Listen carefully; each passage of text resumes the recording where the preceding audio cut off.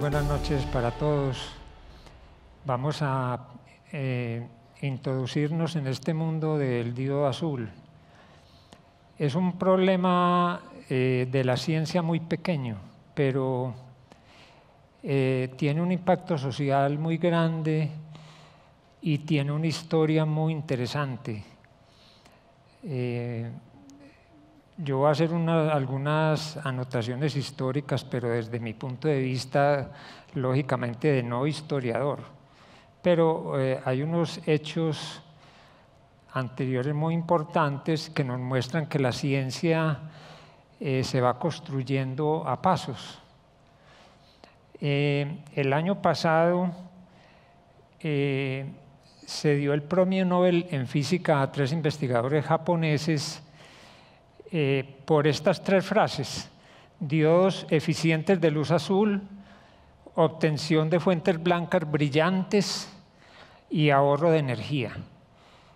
Ese fue el título que la Academia de Ciencias de Suecia le dio a este premio Nobel, que fue otorgado a estos 3 investigadores.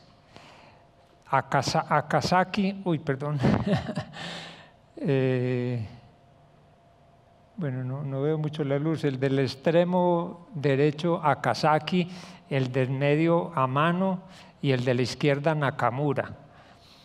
Los 2 de la derecha trabajaron juntos y el tercero trabajó solo, independiente de los otros 2. Y vamos a mirar las contribuciones de cada uno. El diodo azul tiene que ver con la física de lo que se llaman las junturas PN, que son la base de todos los dispositivos electrónicos que existen. La física de las junturas PN se desarrolló en la década de los 40 y culminó en 1947 con la invención del transistor, el cual recibió el Premio Nobel de Física en 1956 para Shockley, Bardeen y Brattain. Y ahí está el transistor que ellos hicieron en el laboratorio. El transistor es el padre de toda la tecnología actual. Ahora se pueden fabricar millones y millones de transistores en 1 milímetro cuadrado, millones y millones de transistores. Y este fue el primer transistor que era una cosa que cabía en este salón. Les voy a hablar un poquito de la física de estas junturas. Estas junturas no son mecánicas, sino que se juntan 2 materiales, uno que llamamos tipo N, rico en electrones, y uno que llamamos tipo P, rico en unas cargas positivas que las llamamos huecos.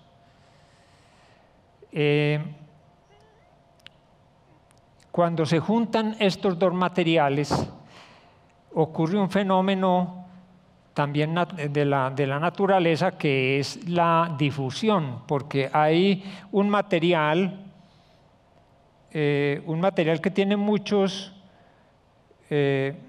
huecos y el otro tiene pocos huecos, y un material que tiene muchos electrones y el otro material tiene pocos electrones. Entonces hay una diferencia de concentración y se produce la ley de la difusión o ley de Fick. Entonces se crea una región que está entre las líneas punteadas, una región hacia la derecha de cargas negativas y una región hacia la izquierda de cargas positivas. Se llama la región de la juntura.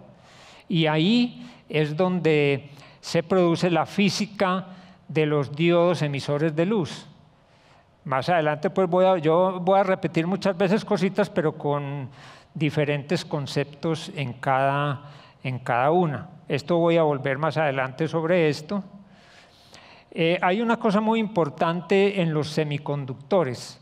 Los semiconductores tienen una distribución de energía muy particular y es una distribución que tiene una región que se llama la banda de valencia, donde yacen los huecos, y una región más arriba que es la banda de conducción, donde se alojan los electrones. Y hay una región que dice allí E sub G. Esa región es una región prohibida. Ninguna partícula en un semiconductor puede tomar valores de energía en ese rango, y se llama el gap o zona prohibida. Y esa región determina el color de la luz para el problema que estamos mirando en este momento. Entonces, esa región de energía en el rango visible va desde 1,8 electronvoltios en el rojo, en el violeta, a 3,2 electronvoltios en el rojo. Y ahí está toda la gama de la luz visible que el ojo puede detectar. Entonces, bueno, esta es las bandas de energía, pues, para mostrar que son más complejas, son unas funciones muy complejas, pero la física se da entre el fondo de la banda de conducción que dice allí EB y el tope de la banda de valencia, EB, y el fondo de la banda de conducción E sub C. La física ocurre ahí en esa parte. Entonces, los primeros LED que se desarrollaron a partir de los años 50 fueron los LED rojos. Esencialmente a base de un material que se llama el fosfuro de galio. Y muchos laboratorios pues estuvieron peleándose la comercialización de estos diodos. Y aquí me encontré esta curiosidad, la primera patente que se le dio a los LED rojos. Arriba ustedes pueden mirar diciembre 20 de 1966, la primera patente.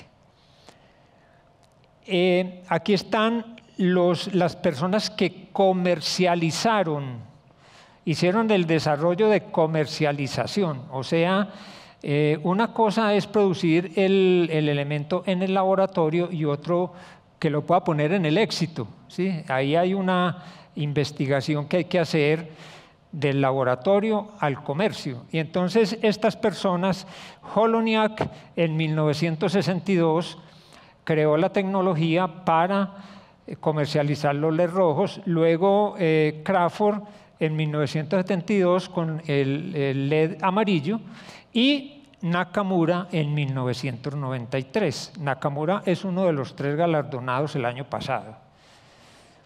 Entonces él hizo el desarrollo para comercializar el diodo.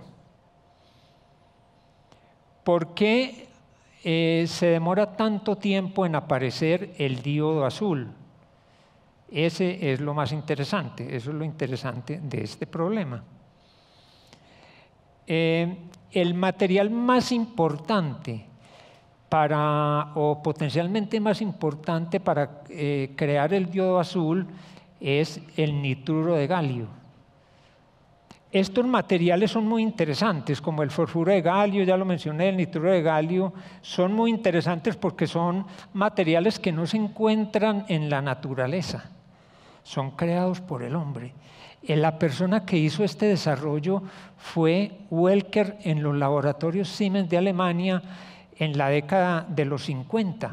Él tuvo la visión de que estos materiales eran muy importantes para el desarrollo de aplicaciones y él los creció en el laboratorio, los propuso teóricamente y los creció en el laboratorio. A él se debe, puso ese granito de arena para empujar la física de estos materiales. Entonces, el nitruro de galio fue un material muy difícil de obtener en el laboratorio. Muy difícil, ya voy a decir por qué. Desde 1950 hasta 1986, que Akazaki y Amano logran obtener un material suficientemente puro para poder hacer el diodo azul. La característica importante del nitruro de galio para producir el diodo azul es su gap de 3,4 electronvoltios. O sea, es un gap que está, 3,4 voltios está en el ultravioleta.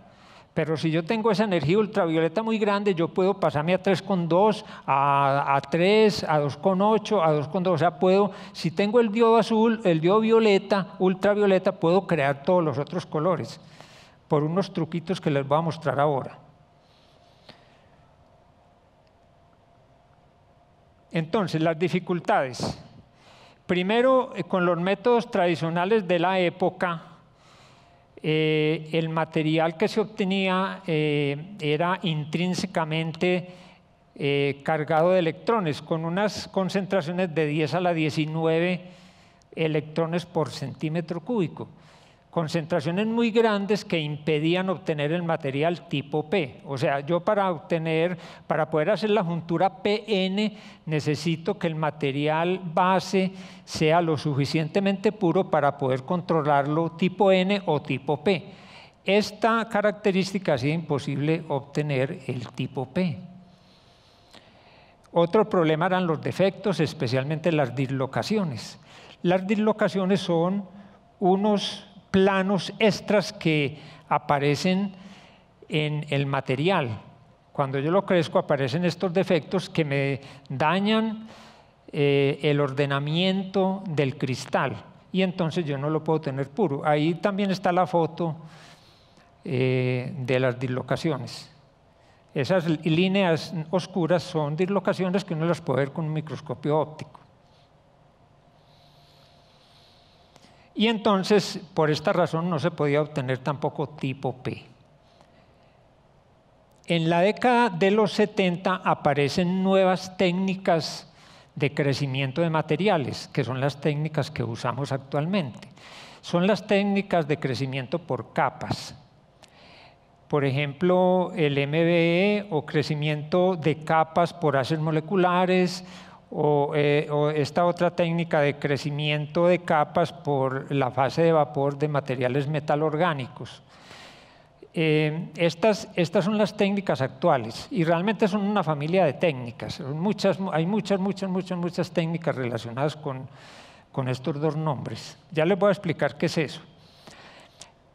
Akazaki empezó a estudiar este material, el nitruro de galio, en 1974. Y luego en 1981 se le unió Amano a este estudio. Ellos usaron entonces, esta es una ilustración de la técnica de crecimiento por capas. Esencialmente lo que tengo es un horno, esto es un horno para controlar la temperatura. Aquí tengo un material que es un sustrato sobre el cual va a crecer el diodo. Ellos empezaron con el zafiro, esto era de zafiro, y ya aquí empiezo a crecer la juntura PN, aquí en esta parte. Y aquí tengo las fuentes de los átomos, digamos aquí galio, aquí nitrógeno, y bueno, y tengo que controlar esos flujos muy bien. Son aparatos bastante sofisticados. Entonces esa es la idea de la técnica. Y la garantía es que yo puedo crecer capa por capa. O sea, crezco una capa, después crezco la tercera capa y garantizo que la puedo crecer capa por capa. Esa es la característica de estas técnicas. Para obtener entonces finalmente una estructura cristalina lo más perfecta posible. Entonces en 1986 logran Akazaki y Amano obtener el material con la pureza suficiente por la técnica de crecimientos por capas de materiales metalorgánicos. ¿Eso en qué consiste? Consiste en que yo uso material, por ejemplo, quiero crecer fósforo de indio. Entonces uso el fosfín, que es pH 3, o sea, un material orgánico. Y uso el trimetil de indio, INCH3 tres veces. Bueno, no se preocupen mucho por las fórmulas químicas, pero materiales orgánicos.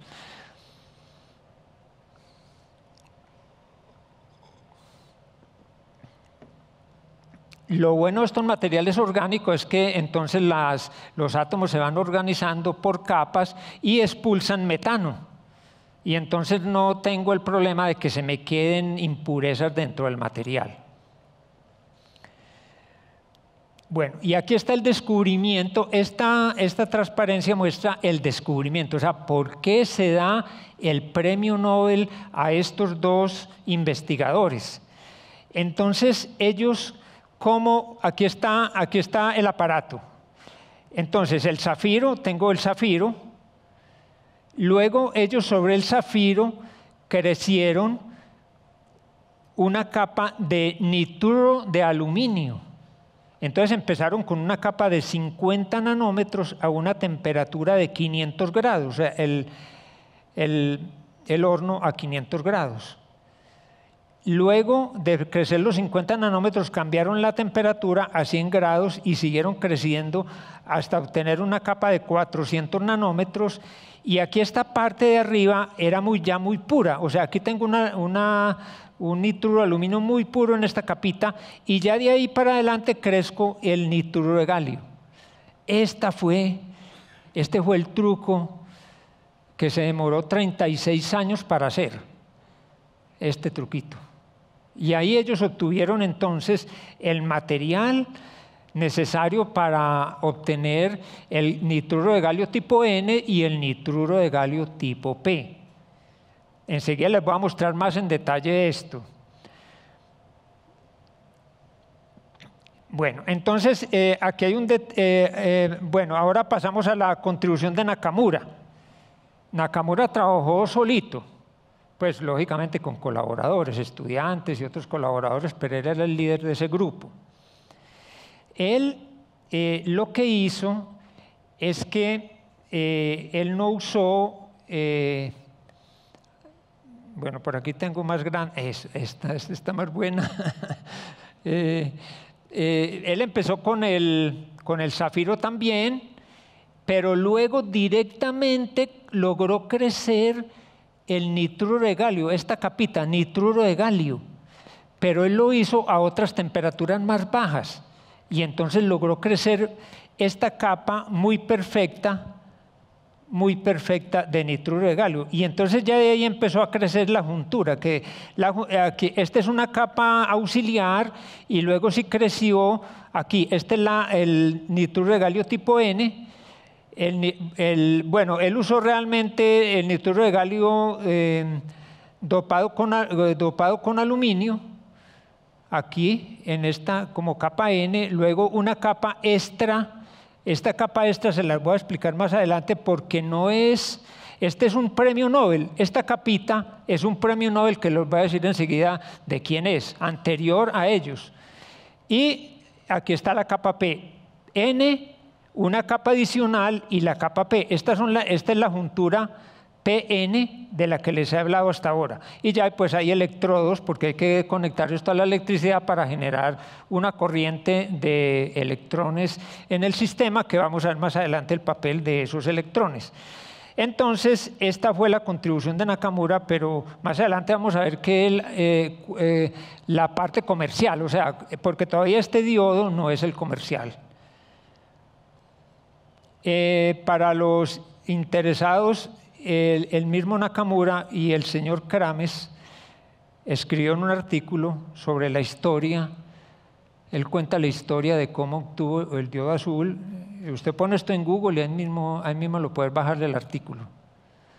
Es de esta revista IEEE de 2013. Usted pone Nakamura, Karames, LED 2013 y ahí te sale el articulito muy interesante.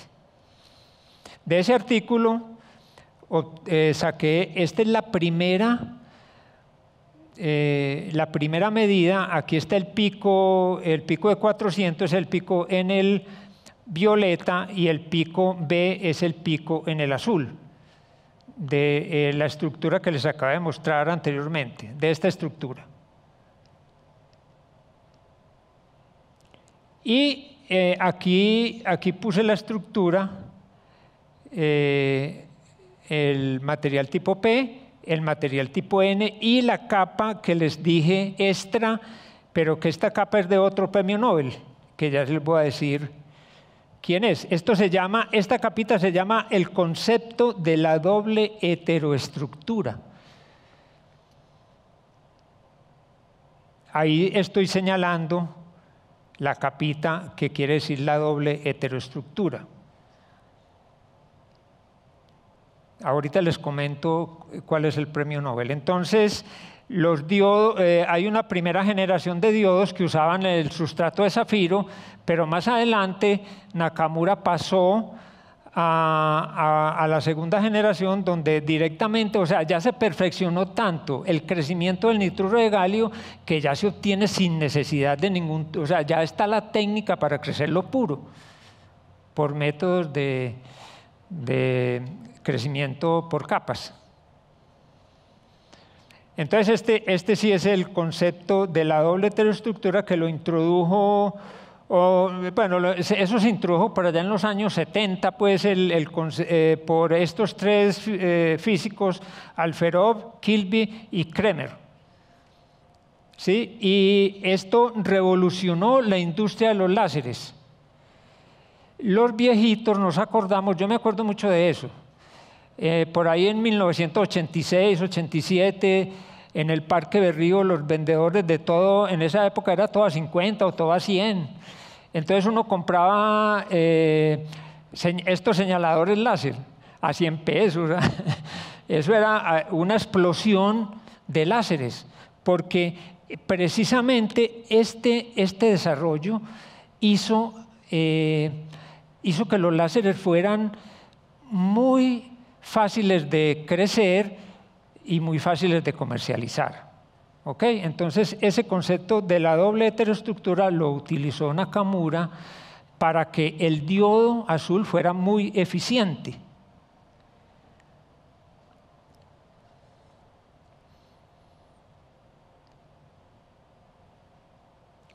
Otro problema muy grave fue la obtención del material tipo P.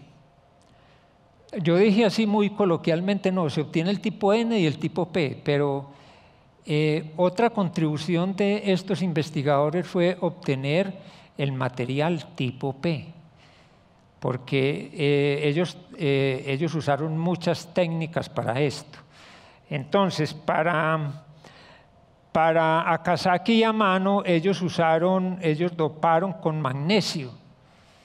Ellos doparon el material con magnesio para introducir los huecos en el material. Sin embargo, eso fue un desarrollo, digámoslo así, sin ninguna explicación. O sea, ellos no sabían por qué quedaba el material dopado tipo P. Hoy todavía no se sabe. Todavía hay muchos físicos investigando la física de ese material. Por eso ya al principio dije el problema del diodo azul, porque es que todavía se sigue investigando para mejorar muchos aspectos de este material y hacerlo cada vez más eficiente y de mejor calidad. Entonces, el mecanismo por el cual se dopa el material para obtenerlo tipo P es desconocido. Nakamura utilizó otro truco que él lo que hacía era cogía el nitruro de galio y le hacía un tratamiento térmico en presencia de amonio. Y entonces él en uno de los artículos que él publica sobre esto dice que se forman unos complejos de hidrógeno.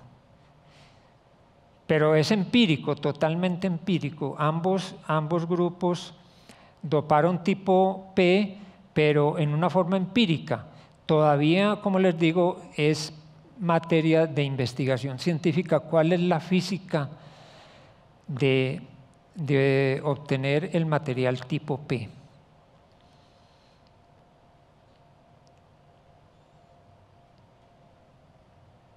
Esta diapositiva nos muestra la eficiencia, el avance en la eficiencia de la brillantez de la luz que producen estos materiales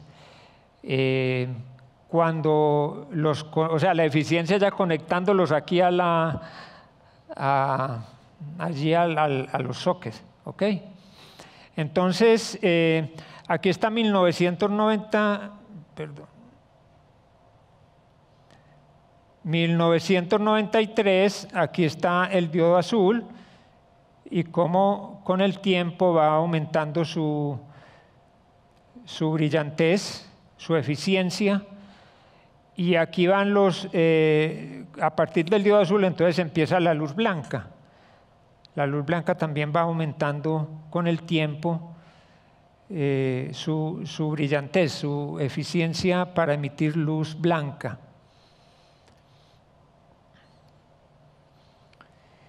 El fenómeno de emisión entonces se basa en un fenómeno que se llama la electroluminiscencia de inyección.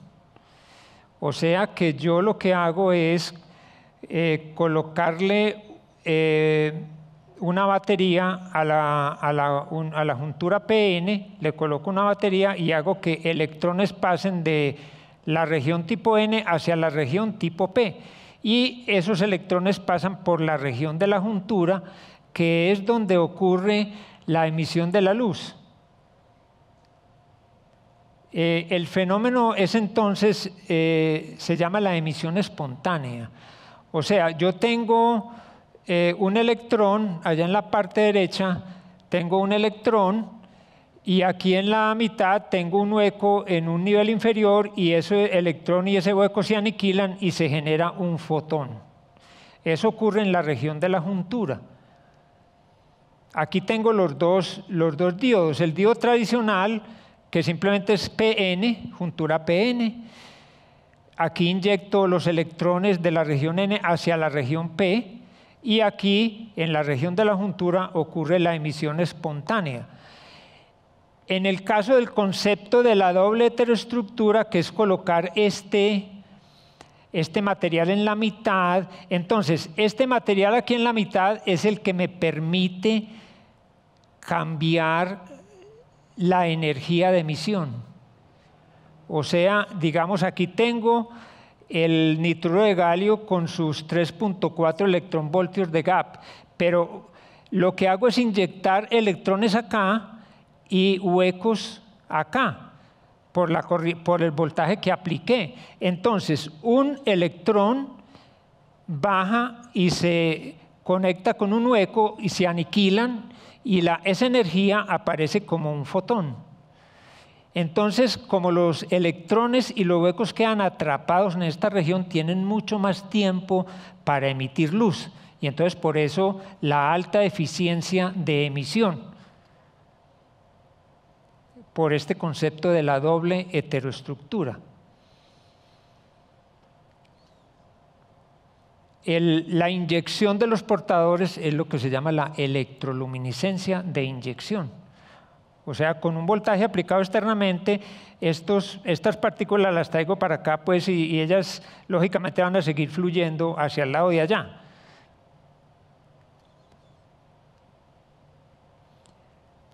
Bueno, aplicaciones, la iluminación. Es un reto del ser humano poder iluminar cualquier espacio, ya sea en su hogar o espacio público, con luz solar, porque la luz solar es la mejor luz que tenemos, donde podemos ver mejor los colores, la intensidad es muy grande. Entonces, esa es la meta, ha sido una meta del ser humano. El diodo azul está permitiendo llegar digamos, a simular o a obtener una luz blanca muy cercana a la luz solar, tenerla en la sala de mi casa. Ese es, esta iluminación entonces es muy importante. ¿Por qué razón? Porque el color de los objetos depende de tres aspectos. Depende, si yo tomo este objeto, entonces el color que yo veo va a depender de la luz con que lo ilumino, va a depender de mi retina, de los conos que tengo, y va a depender del cerebro. Hay tres cosas que tienen que funcionar bien para yo ver un color. El año pasado circuló un problema físico, psíquico, en las redes sociales de unas fotos que alguien veía negros, otro amarillo, otro no sé qué, pero tiene que ver con eso. O sea, usted ve un objeto, depende de con qué lo ilumina, depende de su ojo y depende de su cerebro. Y para usted ver el color que es, esas tres partes deben estar funcionando muy bien. Entonces, esa es una parte importante, la iluminación. Por ejemplo, estos LED fabricados a partir del diodo azul presentan brillantez del orden de 300 lumen, comparado, por ejemplo, con una luz de una fluorescente y con la luz de un bombillo incandescente. Entonces, mire, este es un factor de 4 mayor que la luz fluorescente y un factor pues grandísimo, casi de 20, con respecto a las bombillas tradicionales incandescentes. Brillantez. Aquí estamos hablando de brillantez. Y la brillantez, ¿quién la ve? El ojo. Aquí está, esto lo saqué, este es un link, una conexión muy interesante para el que quiera aprender física, Hyperphysics. Si usted pone Hyperphysics en Google, él mismo entra a esta página. Está toda la física está ahí. Estas curvas son experimentales. Hay una institución que se dedica a medir la sensibilidad del ojo humano. Entonces, el lumen, esta es la visión diurna, esta es la sensibilidad de la visión diurna experimental tomada sobre muchos voluntarios que han ido a esta institución y han permitido que les hagan el examen de sensibilidad del ojo. Entonces, aquí está la definición del lumen. A 555 nanómetros tenemos la máxima sensibilidad del ojo, que es 683 lumen por vatio. O sea que la ingeniería de la iluminación, los que hacen iluminación, se basan en el ojo humano, en estas curvas. La otra curva es la visión nocturna. Entonces, la iluminación es muy importante. Estos LED pueden tener duraciones en este momento hasta de 100.000 horas.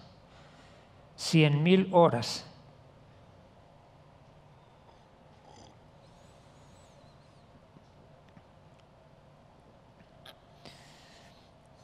Bueno, usted ya puede comprar su bombilla LED en el Éxito. Yo compré 2 hace un mes. Pues ya las venden en el Éxito. ¿Cuáles son las 3 técnicas para producir la luz blanca? Entonces, yo puedo tomar, esto es un número muy grande de LED azules o ultravioleta, y envío esa radiación hacia un material fosforescente que me produzca luz roja y luz verde. Entonces, aquí se combina la azul, la verde y la roja y sale luz blanca.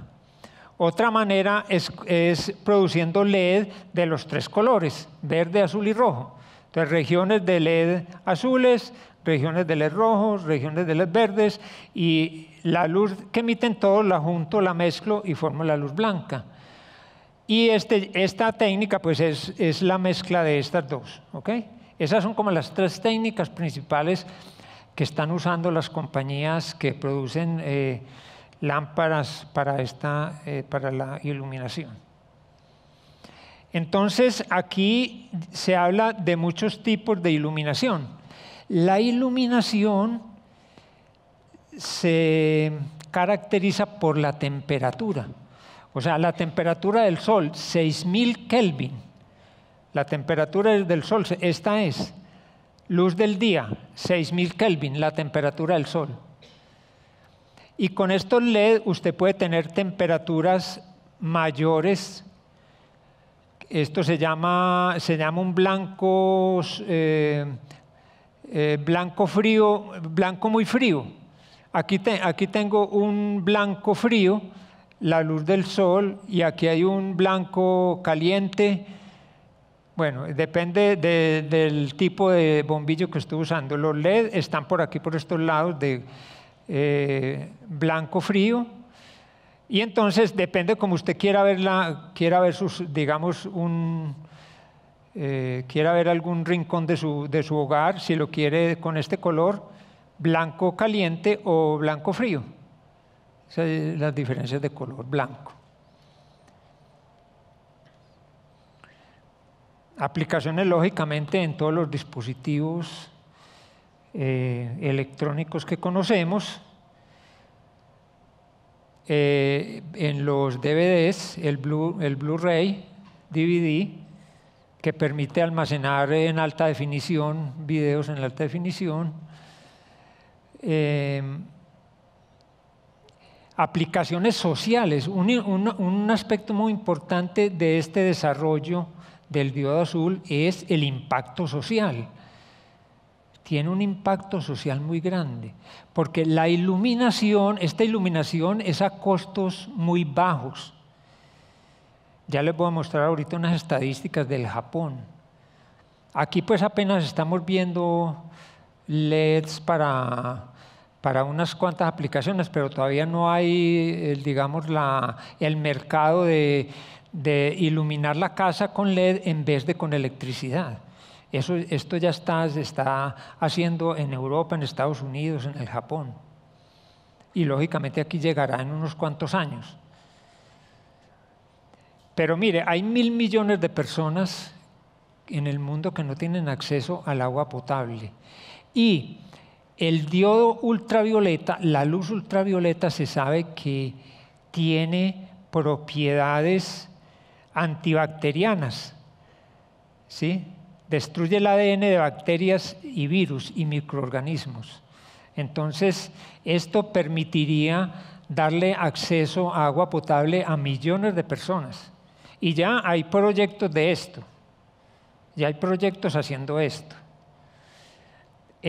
Otro aspecto social muy importante es que yo puedo llevar la electricidad a regiones remotas y la iluminación a regiones remotas. Simplemente con un panel solar pequeñito puedo iluminar toda la casa, un panelcito así de este tamaño, que vale, no sé, 20.000 pesos.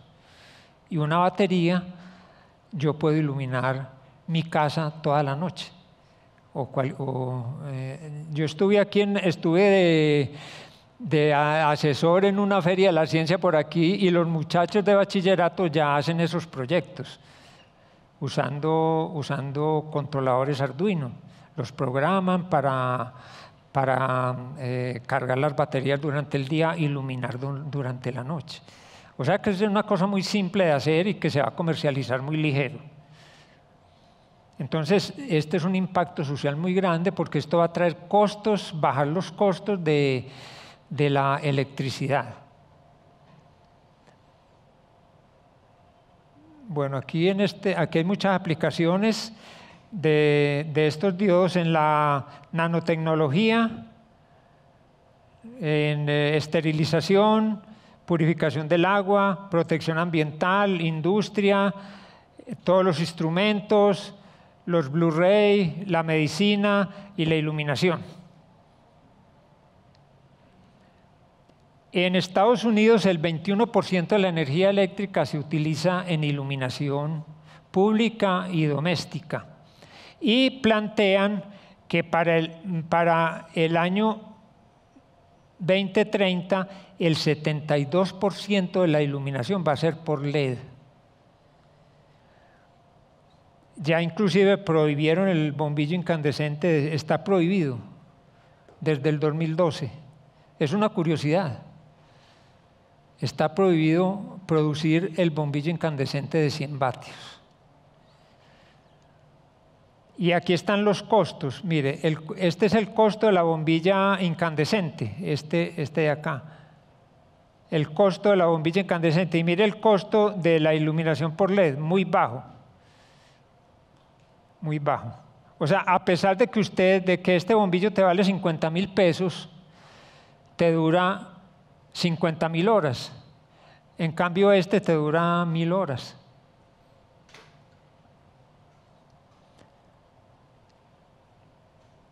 Continúa, como les dije, la investigación de este problema, el problema del diodo azul. Continúa y continuará por muchos años. Ningún problema de la física se acaba. Ninguno se acaba. Siempre hay cosas, hay aspectos desconocidos. Entonces, este es un artículo de la Physical Review de este año, donde ellos hacen una simulación teórica para explicar el dopaje tipo P del nitruro de galio de este año. Pues solamente como un ejemplo, pero hay muchos más, lógicamente. Costos de la parte oscura es el uso de los LED para la iluminación y la parte blanca son otros usos de la energía. Mire cómo ha ido aumentando.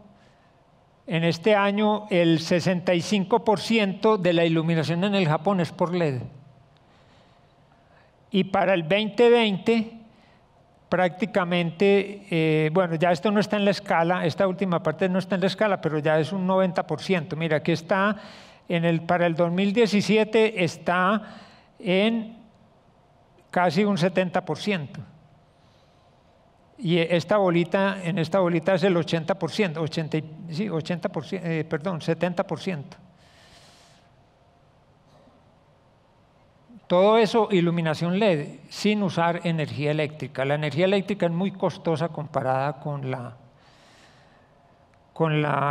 el consumo de energía de los LED.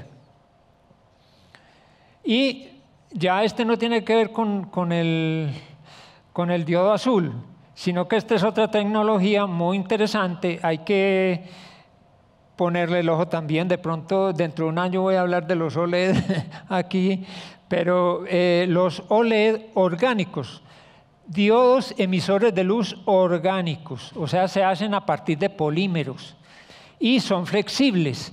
Y entonces, este artículo es de hace 6 días. Este artículo es de hace 6 días, vea, hace 6 días salió publicado. De 120 lumen por vatio. O sea que usted va a tener aquí una pulsera, un celular pulsera, porque ese se puede volar la pantalla. Aplicaciones donde usted puede volar la pantalla. Muy interesante este desarrollo. Mi pregunta es con respecto a la brillantez al tipo de color que da el diodo según la intensidad, según el voltaje. O sea, se empiezan a fabricar diodos que varíen la tonalidad, o por ejemplo el blanco que varíe la temperatura de color al variarle el voltaje. Realmente no, o sea, no los he visto. No los he visto, pero yo creo que eso es posible. Pero no, o sea, en lo que he leído y visto hasta ahora, no he visto pues una lámpara que sea variable. Bueno, mi pregunta se refiere más al medio ambiente. ¿Qué influencia tienen los bombillos LED sobre el medio ambiente?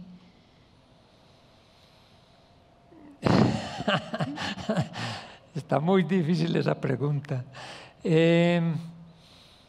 Yo creo que no, o sea, yo creo que es inocuo, o sea, no hay ningún problema ambiental, no genera problemas ambientales. Más bien, su impacto es mejorar el medio ambiente, porque si yo logro disminuir la producción de energía eléctrica, la producción de energía eléctrica tiene mucha parte de contaminación, porque hay que hacer represas. Cuando hago represas destruyo la ecología, por ejemplo, de los peces, acabo con la vida de los peces en un río, impacto la vegetación.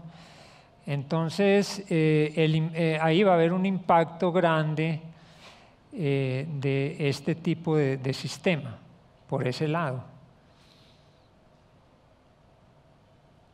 Tú decías que el nitruro de galio es un compuesto de síntesis hecho por el hombre, pero el galio ¿en dónde se encuentra?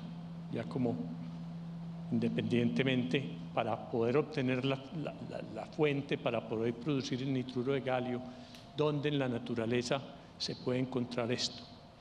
Y el otro punto es, bueno, tenemos todos unos desarrollos, pero algo debe tener que puede generar temores, si bien uno ve todos los efectos más ambientales, más sostenibles, pero esta radiación que emite pudiera tener algún efecto sobre la salud, así como los rayos ultravioleta lo tienen, o qué otras cosas pudieran tener que no sean tan positivas.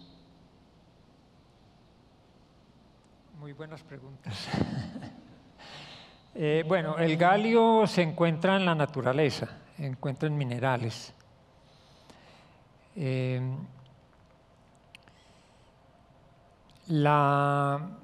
Impactos negativos, o sea, impactos negativos lógicamente, si yo expongo la vista a rayos ultravioleta, entonces puedo dañar la retina. Es bien conocido pues este efecto negativo. Sin embargo, lógicamente que cuando se usa o se desarrolla un dispositivo para uso público, como por ejemplo purificar agua con luz ultravioleta, pues se tendrán las medidas de seguridad para eso. He visto, no me atreví a poner esa aplicación inclusive venden lámparas, me acuerdo de la lámpara infrafil, los viejitos nos acordamos de la lámpara infrafil de Philips, para curar dolores musculares y etcétera. Ya venden lámparas LED azul para hacer, no sé, tratamientos de la piel, mejorar problemas de la piel, pero no, o sea, ve algunos artículos médicos sobre eso, pero digamos que no estoy muy convencido digamos, de la potencialidad de ese tipo de radiación. Yo creo que los aspectos negativos sí los hay, pero pienso que lo más importante son los aspectos sociales de este descubrimiento. Para mí lo más importante es el aspecto social que está impactando al mundo, el ahorro de energía, de que muchas personas tengan acceso a agua potable, a iluminación, a electricidad, porque con esto puedo crear electricidad en regiones apartadas con paneles solares, unas baterías, y puedo generar electricidad para convertir esa energía luminosa a eléctrica, para tener mis electrodomésticos funcionando en regiones muy apartadas. Buenas noches. Quisiera preguntarle por bueno, ya vimos que tienen unas aplicaciones para iluminar ciudades, por ejemplo, No sé si se esté pensando en algunos proyectos para que esta iluminación sea tal vez más clara, que no tengamos los problemas actuales de iluminación de los cielos, de contaminación lumínica de los cielos. Pero, ¿qué otras aplicaciones tecnológicas puede tener a futuro el LED azul?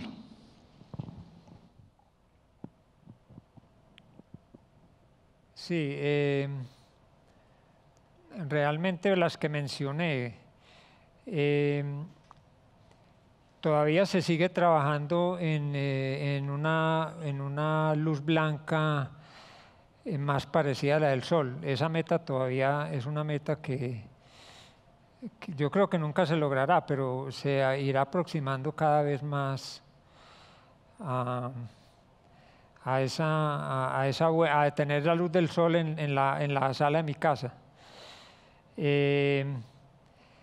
La purificación del agua, en medicina también para muchos tratamientos que ya mencioné ahorita, que ya están vendiendo aparatos para que mejoran, por ejemplo, la piel, mejoran problemas de la piel, ¿sí?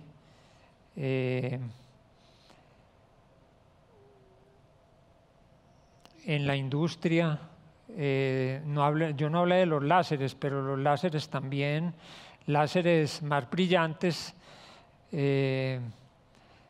también ya se están produciendo los láseres de luz azul para producir también, para mejorar mucho más la brillantez de la luz blanca. O sea, ya no se hacen con los diodos, sino con láseres.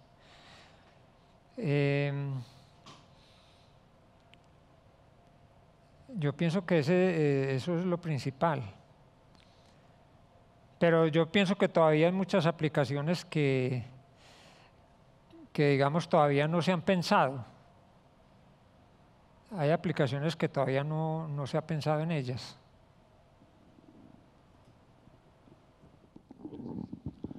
Corre el riesgo, se habla de la potencialidad de una duración de 100.000 horas, por ejemplo, la capacidad que tiene un LED.